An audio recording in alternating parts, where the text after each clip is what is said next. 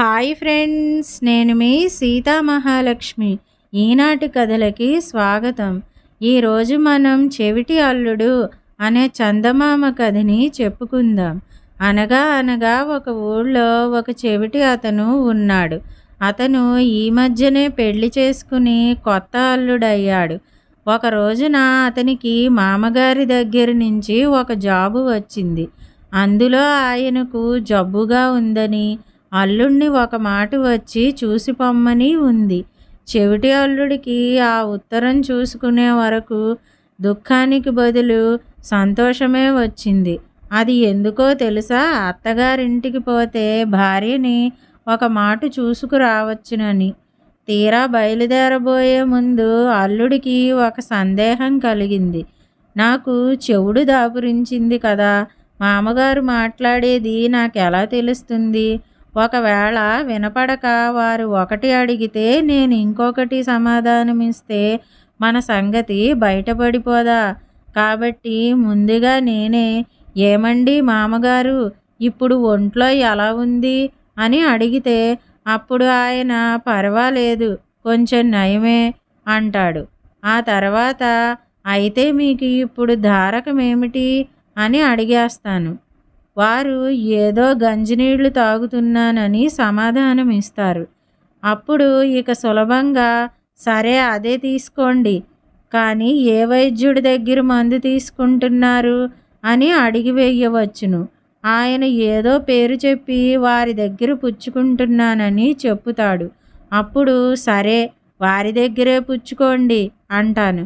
అంతటితో నా పని తీరిపోతుంది. చక్కగా పెళ్ళాం దగ్గరికి పోయి మాట్లాడి ఆవిడని వెంటబెట్టుకొని ఇంటికి వచ్చేస్తాను అనుకున్నాడు. చెవిటి అల్లుడు చల్లగా మామగారి ఊరు చేరుకున్నాడు.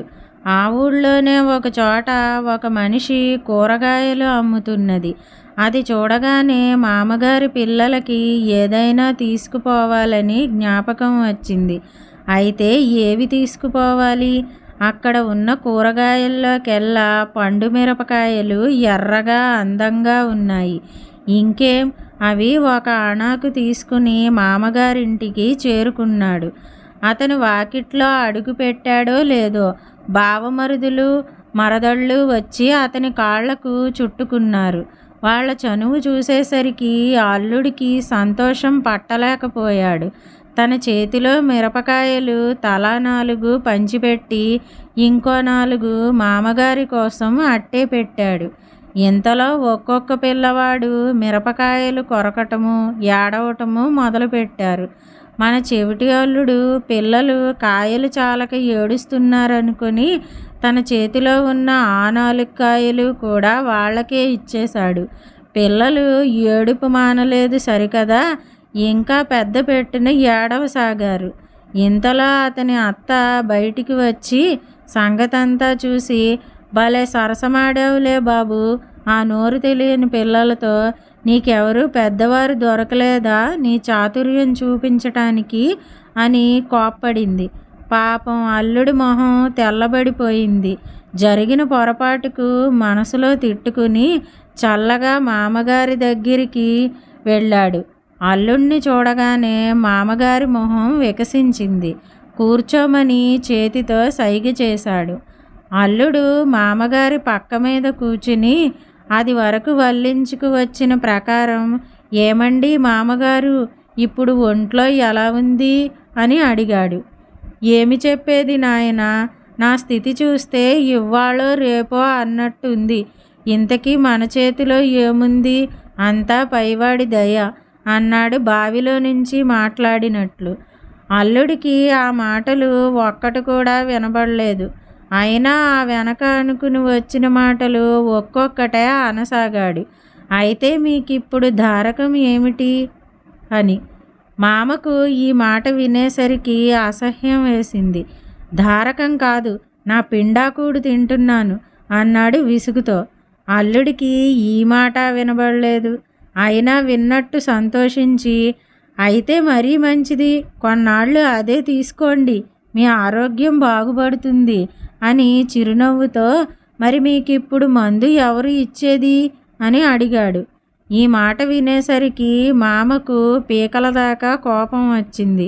అది అంతా ఆయన దిగమింగుకుని ఎవరా యమధర్మరాజు అని కళ్ళు మూసుకున్నాడు. అయితే ఇంకేం, నిర్భయంగా వారి దగ్గరే మందు పుచ్చుకోండి, వారిని నమ్ముకున్న వాళ్ళకి ఏమీ భయం లేదు అన్నాడు. మామకు కోపం వచ్చి ఇక ఏమీ మాట్లాడలేదు. ఇక తను వచ్చిన పని అయిపోయింది గదా, భార్యనైనా చూద్దామని అల్లుడు ఇంట్లోకి పోయాడు. అతనికి భార్య బదులు అత్త ఎదురైంది.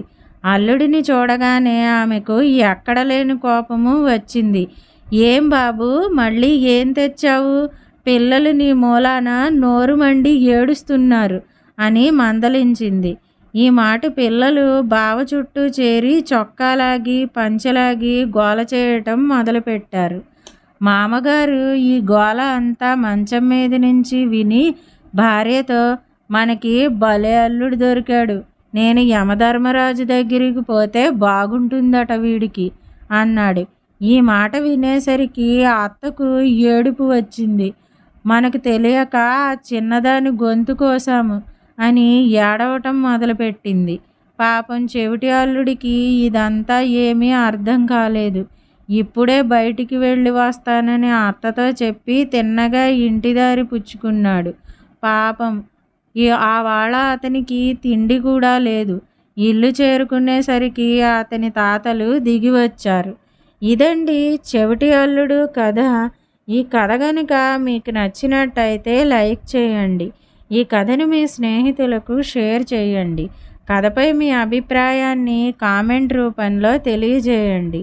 మరిన్ని మంచి కథల కోసం మా ఛానల్ను సబ్స్క్రైబ్ చేసుకోండి. మళ్ళీ మరొక మంచి కథతో కలుసుకుందాం. అంతవరకు వింటూనే ఉండండి ఈనాటి కథలు.